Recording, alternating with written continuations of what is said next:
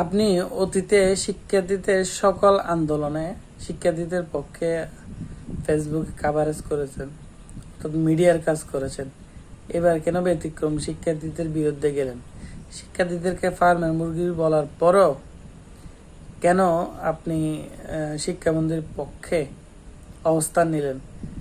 শোনো আমার সুপ্রিয় শিক্ষার্থীরা, কারণ আমি শিক্ষামন্ত্রীর পক্ষে নিয়েছি এই কারণে যে শিক্ষা ব্যবস্থাটা তো পুরোটা ভঙ্গুর ছিল।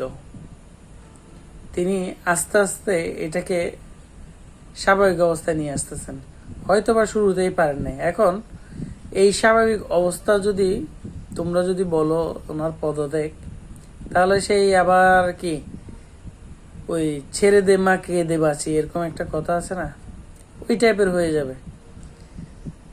কারণ আমরা দেখেছি অন্তর্বর্তী সরকার থাকাকালীন ফেল করা স্টুডেন্টরা পাশের জন্য আন্দোলন করছে।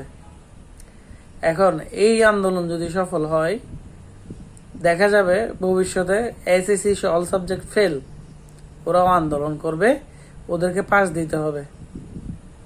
এমনিও তোমরা জানো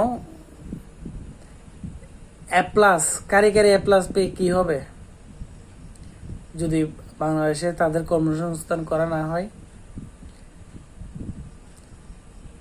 এমন এমন স্টুডেন্ট আছে অনার্স মাস্টার্স করে কিছুদিন আগে কর অঞ্চলে আমার এক বন্ধু, সে অফিস সহায়কে জব পেয়েছে, সে মাস্টার্স শেষ করছে, তাও বয়সের শেষ দিকে এসে।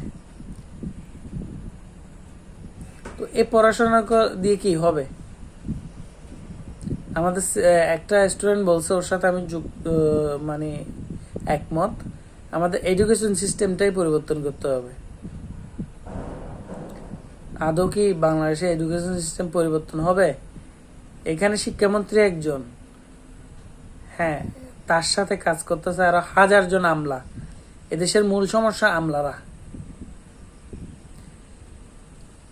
মিলন সাহেব অন্যান্য শিক্ষামন্ত্রী থেকে অনেক ভালো, কিন্তু আমার মনে হয় ওই পদে যারা যায় তাদের মাথায় একটু সমস্যা থাকে, হয়ে যায়। ওইটা চেয়ারের কারণে, ওই চেয়ারে যারাই বসে তাদের মাথায় একটু সমস্যা হয়।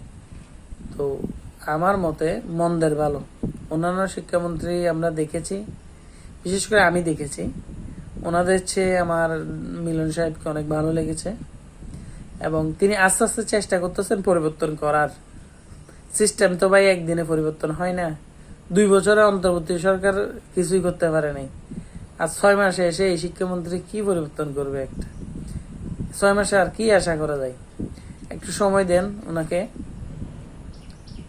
উনি এখনো তো আমলাদেরকেই নিয়ন্ত্রণ করতে শিখে নাই, আর আমলাদেরকে নিয়ন্ত্রণ করতে না পারলে কোনো কিছু পরিবর্তন করা যাবে না, সম্ভব না।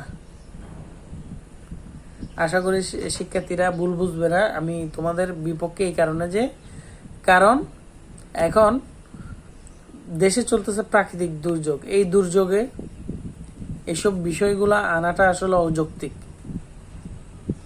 এই যে তোমাদের এই আন্দোলনের কারণে এই বাঁশখালী, সাতকানিয়া, পেকুয়া, যেসব অঞ্চলে বন্যা হয়েছে, ওইসব অঞ্চলে মিডিয়া কাভারেজ ঘুরে গেছে, যার ফলে ওইসব অঞ্চলে তো খাবারের ব্যবস্থা সবাই ত্রাণ দিয়ে করছে। যাদের ঘর বাড়ি চলে গেছে, যাদের কিচ্ছু নাই, তারা টাকা কোথেকে পাবে?